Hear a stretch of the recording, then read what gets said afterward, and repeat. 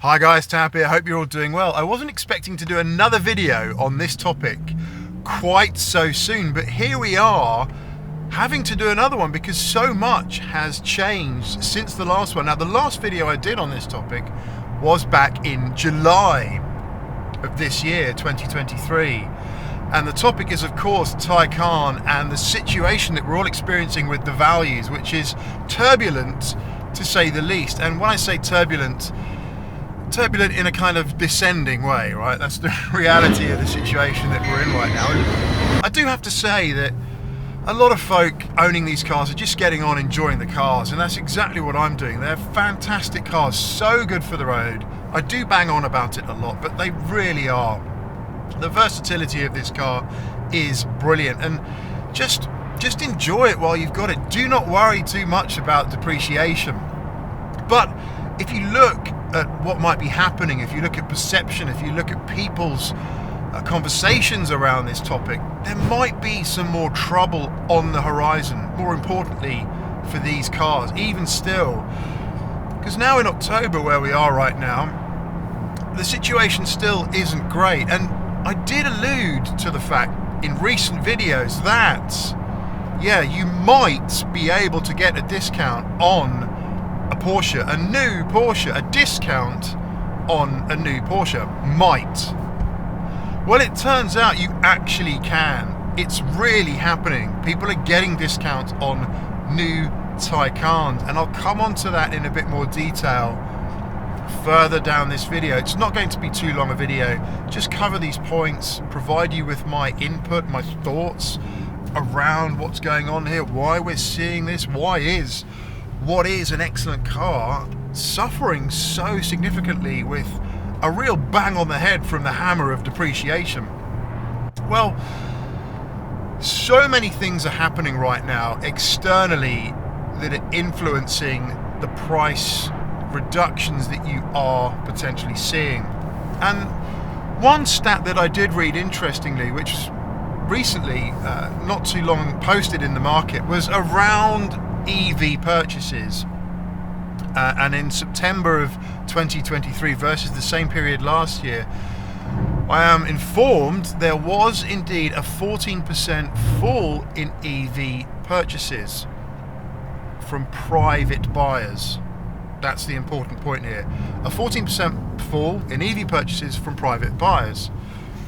Overall, EV sales were up 19 points on the same period last year. So the overall trend is increasing, private buyer purchases decreasing.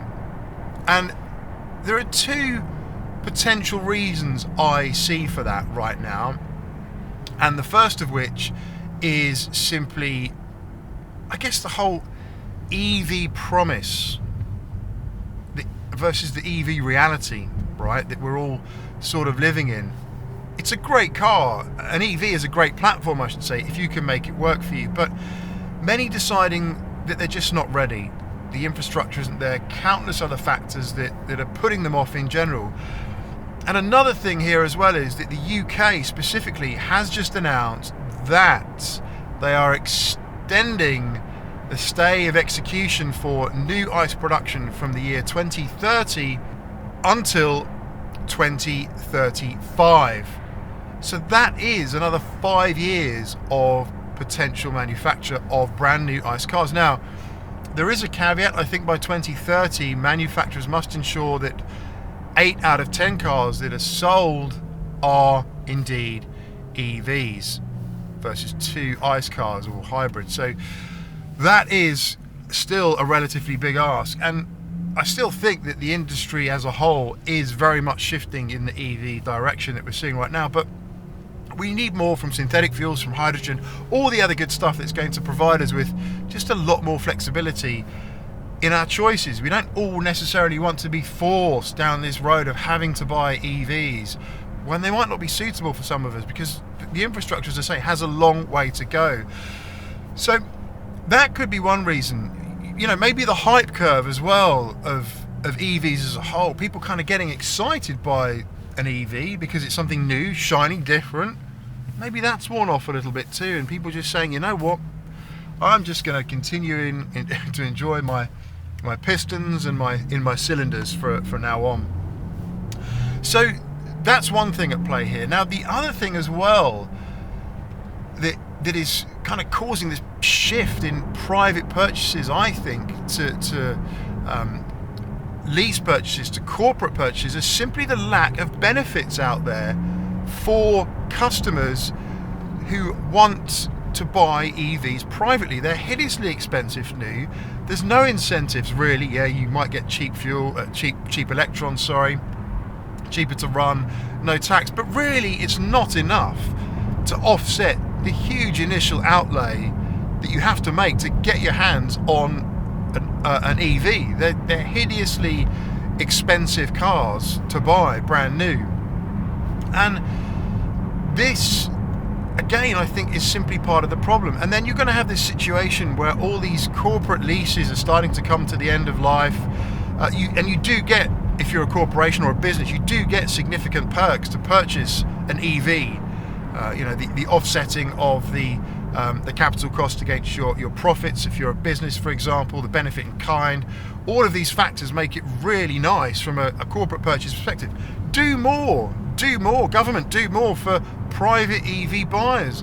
Incentivize them more. There's hardly any incentives that are really worth talking about right now, I think, for private EV buyers, and that's a real shame in my mind anyway. Now, another thing as well that we have to talk about is insurance costs for EVs in general. Now, I'm seeing a lot on forums of people's renewal costs for EVs being a cost that is quite hard to stomach. We're talking an increase in some cases of thousands of pounds for people who are renewing their EVs.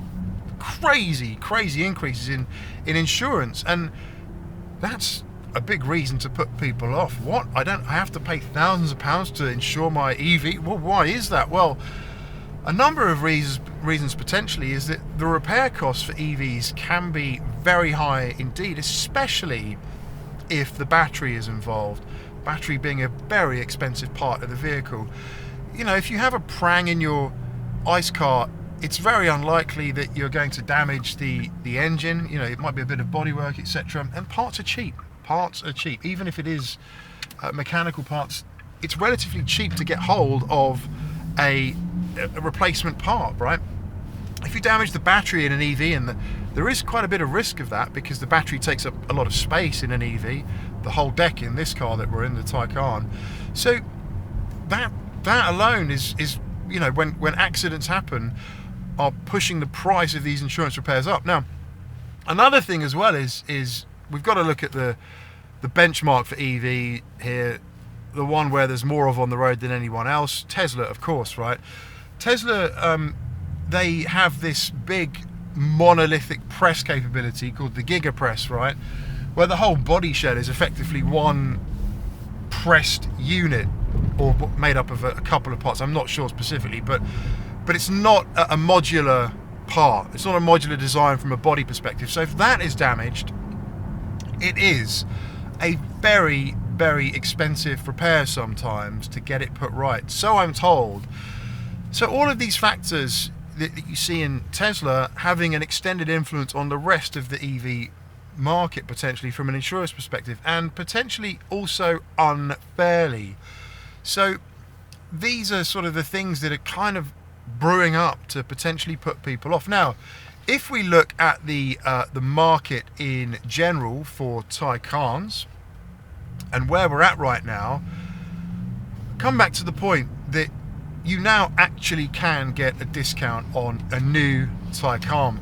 And this is really happening. There are real reductions happening in actual real life, not in the simulation.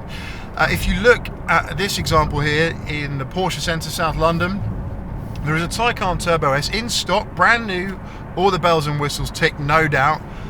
List price of 173,000, and they've reduced it to 157,000 pounds.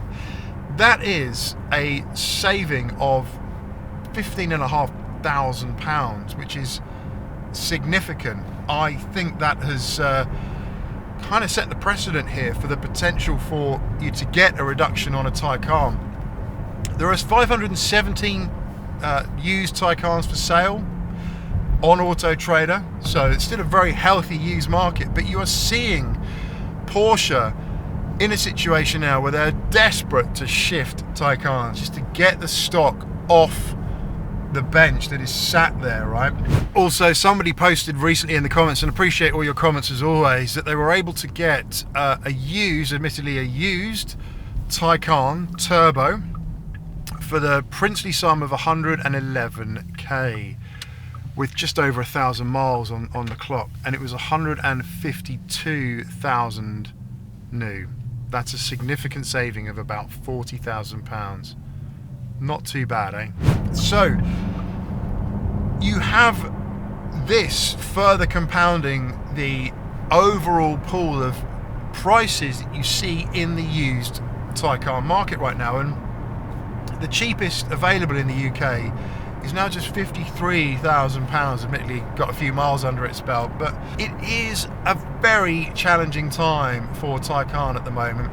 Again, great if you're willing to get used, and I do say it a lot, don't ever discount used. In fact, if you're private, you must get used. Do not buy a new one.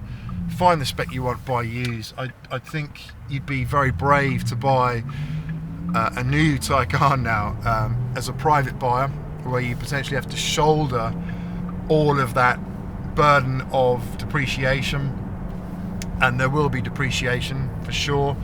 The GFV won't look very, very rosy, no doubt, but yeah, so to sum up in this video, it's still not great for Taycans right now. That is it for this one. I hope I gave you some more food for thought there. Do stay safe, stay well, and I will see you on the next one. Bye for now.